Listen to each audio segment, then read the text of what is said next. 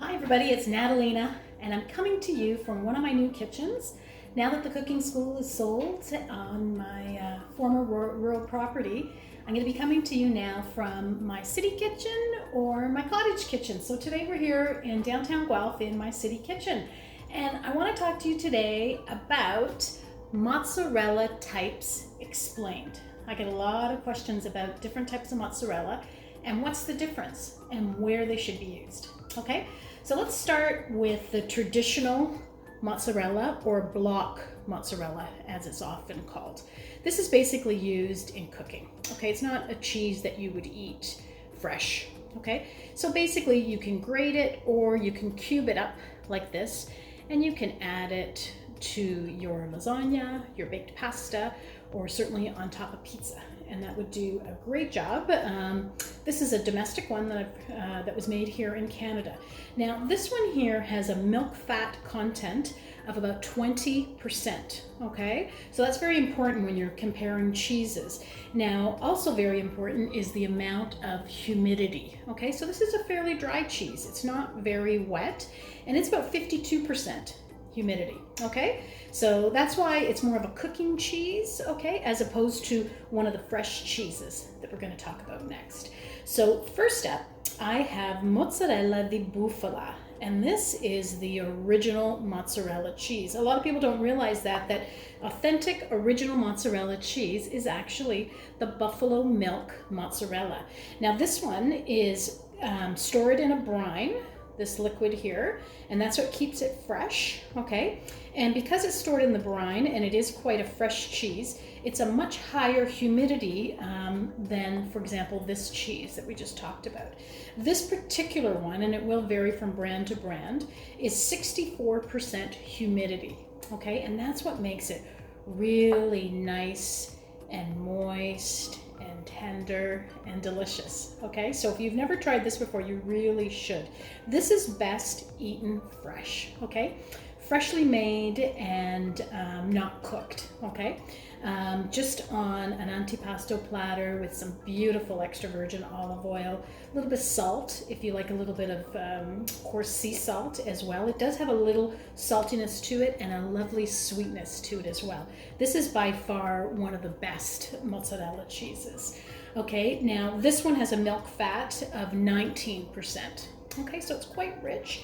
But again, like I said, this is kind of the prized fresh mozzarella cheese. You want to eat this fresh. Next in line, we have the, this is Mozzarella Fresca, or Fior di Latte, it's called. So similar to the buffalo mozzarella, but this is actually made from cow's milk. Okay, so this one also is a high percentage of humidity at 60%. It's very soft and rich, and when you pull it apart, you see it's beautiful as well. This one is also very nice fresh, just sliced up with some extra virgin olive oil and some cracked sea salt if you like that as well. Very important to serve these at room temperature to really get the full flavor, okay? So this one is 20% milk fat. So this one was 19, so just slightly richer, but it could be just based on the brand, okay? Or on that particular batch of milk and how much milk fat was in it. This is also used, could be used for like a lasagna, or most certainly on a pizza. Okay, typically with a Italian style thin crust pizza, the mozzarella fresca is either sliced or just ripped apart. Okay, now you have to watch this because it's in a brine and it's very humid. I prefer to use this on a thin crust pizza at a very, very high heat, such as my wood-fired oven, as opposed to a thick crust pan pizza, okay? A thick crust pan pizza is gonna take a lot longer to cook than a thin crust wood-fired pizza, okay? And if you're not getting into really high temperatures, if you don't have a wood-fired oven, you may prefer to use the block or the traditional mozzarella, just simply because this moisture will seep into your crust, okay? So if your crust is taking 15 or 20 minutes to cook for a thick crust pizza, you're gonna get a soggy crust from the moisture, okay? There are some people that will slice this and pat it dry to get all the moisture out of it. to avoid that, but I would say save this for your thin crust at the really high temperature and just go in and use this, which is what it's intended for. Lower temperatures, longer cooking times. Okay, and then last but not least, I could not forget about burrata cheese.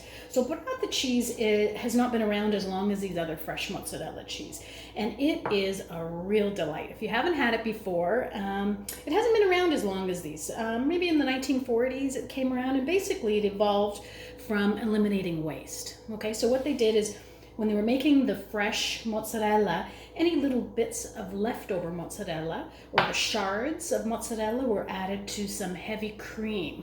Okay, so then what they did was they made a thin piece of mozzarella like they would for this, but rather than make it completely mozzarella all the way through, what they did is they made the liquid center full of that stracciatella, the leftover in the cream in the inside.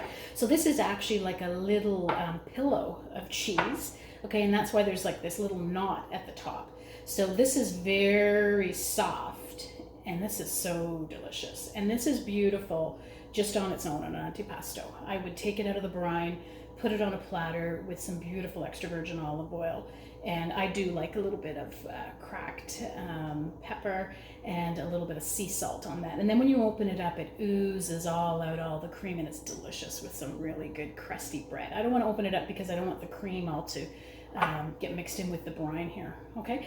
And like the other two fresh cheeses, you want to consume these when they're as fresh as possible, only 2 or 3 days old, okay? Whereas this block cheese, or the traditional cheese, this is intended to be kept for longer periods of time in the refrigerator, okay? And these are best if you're eating them fresh, just on their own on an antipasto, at room temperature. You'll really get the flavor come through. You'll get a little bit of saltiness and a little bit of sweetness, and you'll notice the difference between the buffalo milk and the cow's milk. There's some differences there, and also too, it depends on what the animals were fed. If they were grass fed, you'll even in a really fresh one, you'll taste those grasses come through, which is really, really wonderful.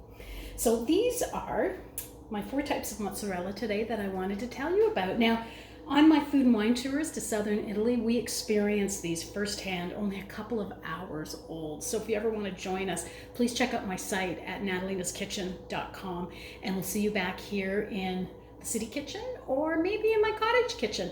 Anyways, we've been teaching Italian food culture since 2011, and if you don't want to miss a thing, make sure you subscribe to my channel. Okay, we'll see you soon. Ciao for now.